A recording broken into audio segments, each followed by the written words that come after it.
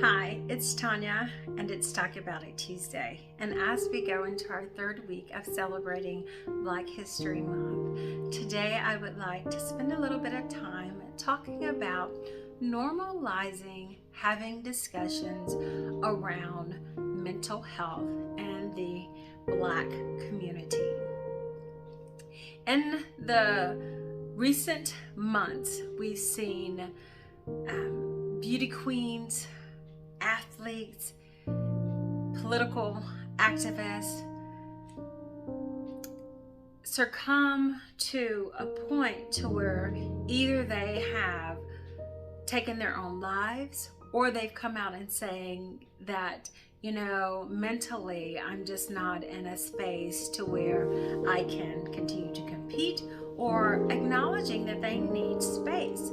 And I know that in the Black community, information surrounding mental health issues prevent people in the Black community from getting the help that they need because of the stigma that is associated with having a mental health condition or having conversations about mental health conditions.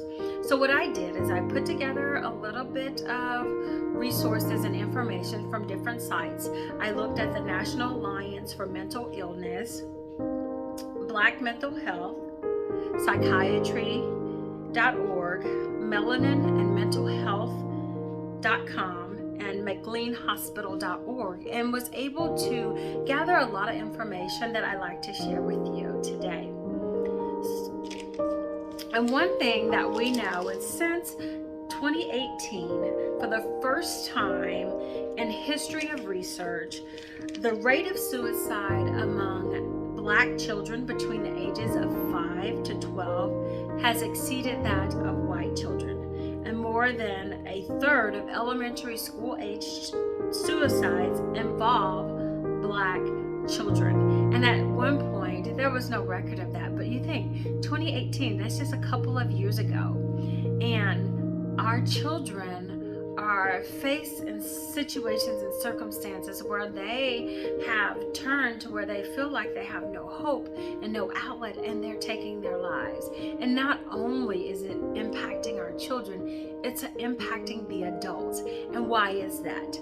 Why is it that among the African American community that we do not share resources and information when it comes to mental health? Let me tell you something. According to the McLean, a Harvard Medical School affiliate, it says that the root of mental health stigma among Black people can be traced back to slavery.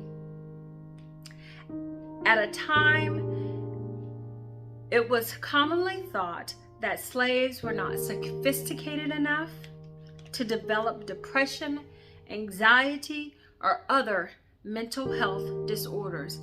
And for those historic misconceptions, we have learned to ignore mental illness or call it other terms. Things in terms like stress and I've just been so tired.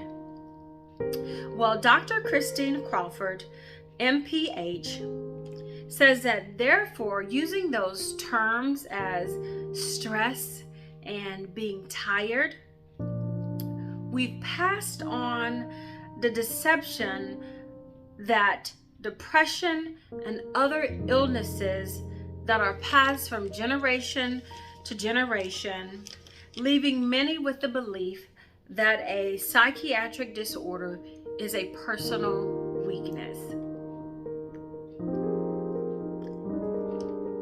African Americans develop mental health conditions at a rate equal to everyone else. We also experience trauma as a result of living within a society of systemic racism.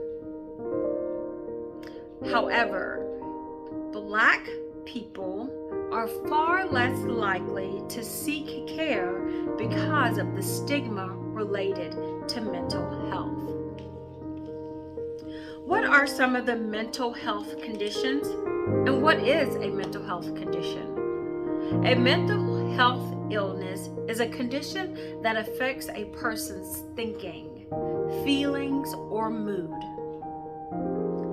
Such conditions may affect someone's ability to relate to others and function each day. Each person will have different experiences, even people with the same diagnosis. So no two people with the same diagnosis may have the same, exhibit the same responses or receive the same medication.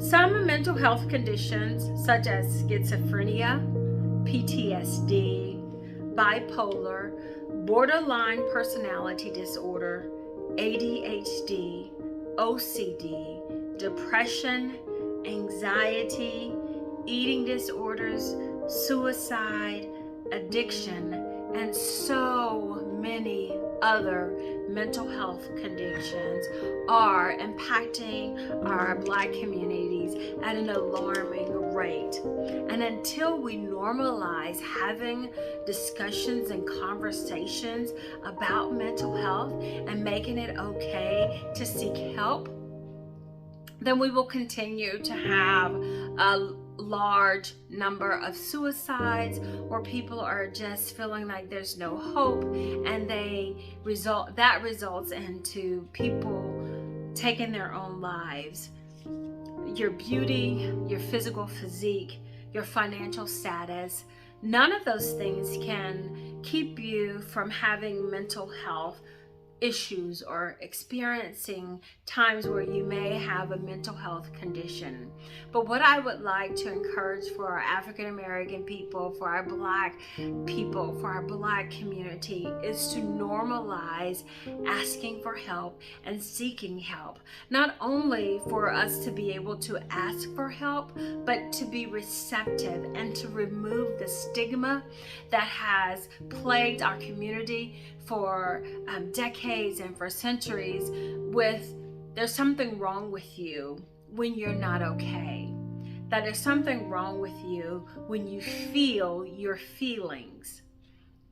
We have to do better so that our children and our children's children can have a safe community to be able to talk about their feelings, and so we're not losing our elementary students, our teens who are stressed out because their caseloads of homework and academic pressures are so high that they don't want to fail or disappoint their parents, that they develop these conditions that they can't talk about or feel that they don't have anyone to talk to, or feel that it's not safe to have a conversation. Or we have our young adults who are overextending themselves physically, mentally, and not having a resource or having a community that will say, let's have a conversation. Maybe we can seek help at these different organizations and get you some therapy, or maybe get you a prescription to be able to help you be able to move through whatever your condition is. What we have to do is be able to normalize being able to speak about our conditions, being able to ask for help, and not feeling the stigma that we are less than or incapable or incompetent because of a mental health condition. We have got to do better. We are losing way too many phenomenal, outstanding people at their own hands because they don't see a way out. My name is Tanya. It's Talk About It Tuesday, and I'm just speaking about normalizing talking about mental health in the Black community. I will share the links for the resources that I use, and I encourage you to go to those resources and pull more information so that you can be an advocate for someone in the event they turn to you and say that they need someone to confide in, that you would be someone that would be a listening ear and have access to resources